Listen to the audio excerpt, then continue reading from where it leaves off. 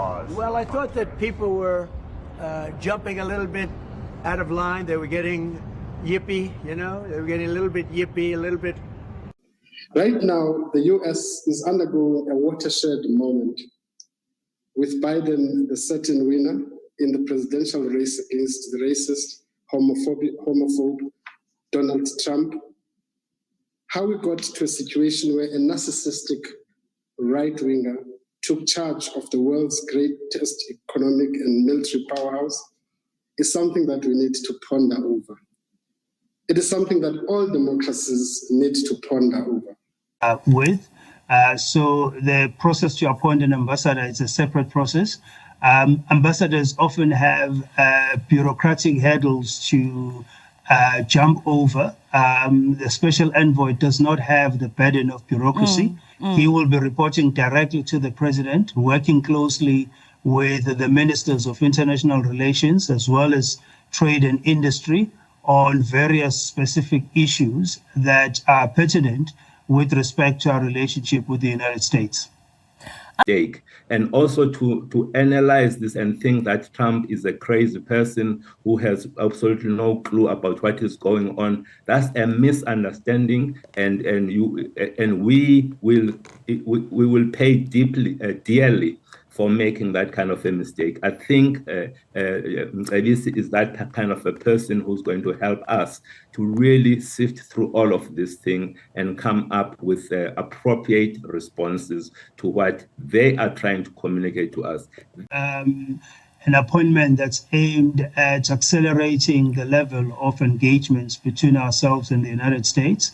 The president has recognized the sense of urgency for us to work on enabling the resetting of the relationship between South Africa and the United States. And this appointment is targeted at that. As you have mentioned in your intro, what Mr. Jonas will be tasked with. Many people think that Trump is doing this based on misinformation. I think that's the wrong analysis. In fact, he probably knows a lot more than most of us here about what is going on here. So to analyze that and approach it from this point of misunderstanding, that's a huge mistake. And also on the affected economies. But at this stage, really the focus is going to be on creating that conducive environment for a relationship to exist, almost just starting at the basics, if you like. Obviously, this is an important relationship that South Africa has with the United States. It's historic, it's strategic, and President Ramaphosa is committed in maintaining and rebuilding this relationship in the interest of our economy and that of the region as well as the continent. And when does he officially to us?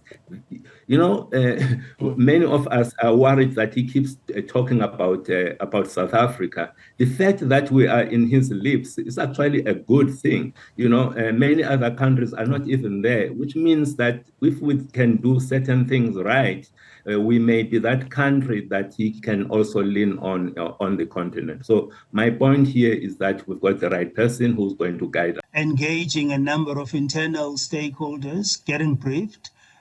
You will recall that not so long ago, we had a team led by the Director General of the Department of International Relations and Cooperation, engaging with various role players in Washington. He will be getting a briefing from that team. He will be meeting with the president, getting his final marching orders. He will also be meeting with the ministers of trade and industry as well as international relations and cooperation.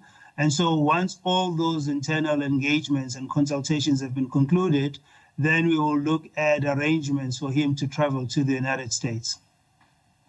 Thank you very much. That was Vincent Magwenya.